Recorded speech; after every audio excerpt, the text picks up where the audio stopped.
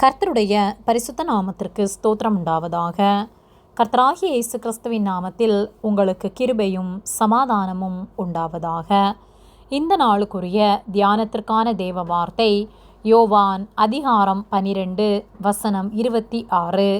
ஒருவன் எனக்கு ஊழியம் செய்கிறவனானால் என்னை பின்பற்ற கடவன்.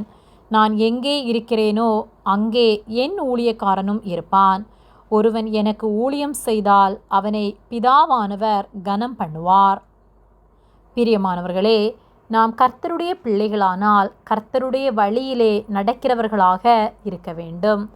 நாம் கர்த்தருடைய வார்த்தைகளுக்கு கீழ்ப்படிந்து அவருக்கு ஊழியம் செய்கிறவர்களாய் இருப்போமானால் நாம் ஒரு நாளில் அவரிடத்திலிருந்து கனத்தை பெற்றுக்கொள்வோம்.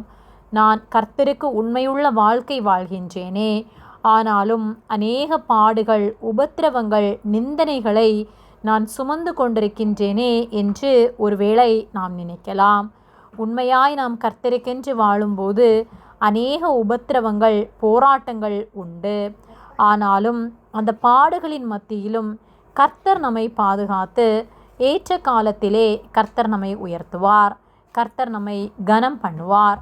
நித்தியமாய் அவரோடு கூட வாழத்தக்கதான கிருபையை தந்து ஜீவ கிரீடத்தை நாம் பெற்றுக்கொள்ள உதவி செய்வார். ஆனால் நாம் இந்த உலக ஓட்டத்திலே பாடுகளும் போராட்டங்களும் வரும்போது கர்த்தரை விட்டு வழி விலகி கர்த்தருக்கென்று உண்மையாய் வாழ்கின்ற என்னுடைய வாழ்க்கையில் இத்தனை போராட்டங்கள் வருகின்றது என்று சொல்லி நாம் அவரை மறந்து வாழ்வோமானால், அவரை விட்டு விலகி அவரை முறுமுறுத்து வாழ்வோமானால் நாம் அந்த கனத்தை அவரிடத்திலிருந்து பெற்றுக்கொள்ள முடியாது. ஏனெனில் முடிவு பரியந்தம் நிலை நிற்பவனே ரட்சிக்கப்படுவான் என்று வேத வார்த்தை சொல்லுகிறது. யோவான் 12:26 ஒருவன் எனக்கு ஊழியம் செய்கிறவனானால் என்னை பின்பற்ற கடவன். நான் எங்கே இருக்கிறேனோ அங்கே என் ஊழியக்காரனும் இருப்பான். ஒருவன் எனக்கு ஊழியம் செய்தால் அவனை பிதாவானவர் கனம் பண்ணுவார் என்று சொல்லப்பட்டுள்ளது. நாம் கர்த்தருக்கு ஊழியம் செய்வோமானால் நாம் கர்த்தரை பின்பற்ற வேண்டும். நான் ஊழியம் செய்கிறேன் என்று சொல்லி அவர் வார்த்தைகளுக்கு கீழ்ப்படியாமல் வேத வார்த்தைகளை புரட்டி உலகத்திற்கேற்ற போதனைகளை நாம் போதிப்போமானால் நாம் அவரை பின்பற்றுகிறவர்கள் அல்ல, பிசாசை பின்பற்றுகிறவர்களாய் இருக்கிறோம். மாறாக அவர் வார்த்தைகளுக்கு கீழ்ப்படிந்து அவர் வார்த்தைகளை உண்மையாய் சத்தியத்தை போதிப்போமானால் நாம் அவர் ஊழியக்காரர்களாய் இருக்கிறோம். உண்மையாய் ஊழியம் செய்வோமானால் நிச்சயமாக அவரிடத்திலிருந்து கனத்தை பெற்றுக்கொள்வோம். ஆகவே அவருக்கு ஊழியம் செய்வோம்.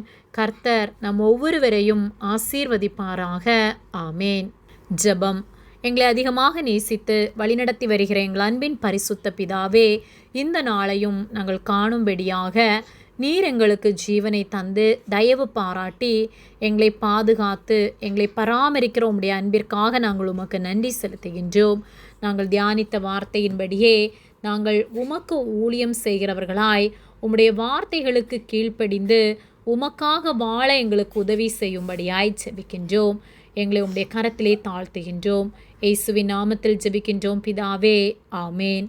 கர்த்தர் உங்களை ஆசீர்வதிப்பாராக.